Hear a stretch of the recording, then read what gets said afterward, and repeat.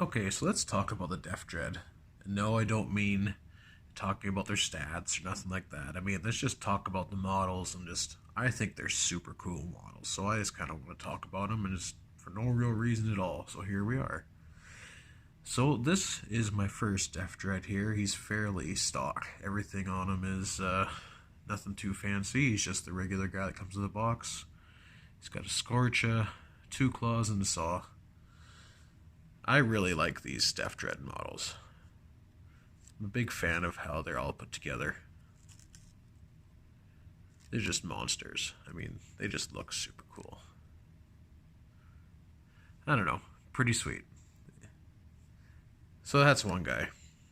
Now, this guy here, he has been through a lot. This is old Chainbeard here. He has been painted and repainted and then painted again and primed over so many times that he is now my designated rust bucket. So, as you can see how thick everything is, he's got, oh, it's brutal. So he's going to be one rusty thing once he's done. But he's my pure melee guy. And, yeah, I don't know, I'm pretty happy with how he turned out in the pose, because he was ripped apart at one point. Not sure what got into me, but I had him all built up proper at one point, and then I decided to rip him all apart. Like, as you can see, his legs here, they're flat against the body now. There's no joint there. Like, it's pretty brutal. But I got him put back together, and pose-wise, I like it. It looks fairly intimidating. But, like I said, it's got so many layers of paint on it. It's ridiculous. But to strip it, that would basically just be easier to buy a new model, and I'm not going to do that. So, speaking of not wanting to buy a new model, today I decided to put this guy together. Now, what you're probably thinking is, well, that's just two cans that are smashed together. And essentially, yeah, you're right. That's exactly what it is. So what I did was I had three cans from the box, obviously. And so I just took one and cut it off right where the jawline would be. Here on the top one here, the jaw, I cut it off there. And I took a piece of sandpaper and just sanded it down until I got a nice smooth edge. And it would fit on top of this can here that I just trimmed the pieces off. The very top, so it would fit together pretty nicely. So what I really like about this guy, though, it looks ridiculous, but the amount of exhaust on this thing is awesome.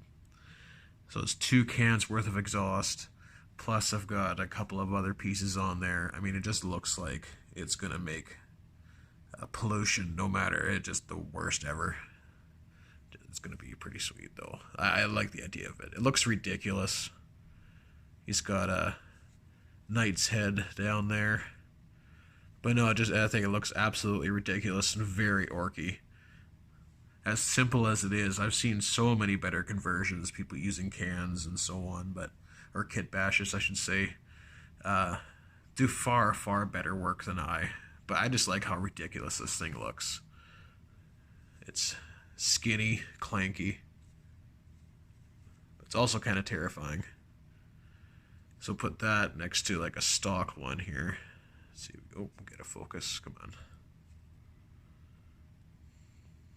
Sorry. Yeah, that didn't work so well. Anyway, yeah, like it looks ridiculous beside an actual one.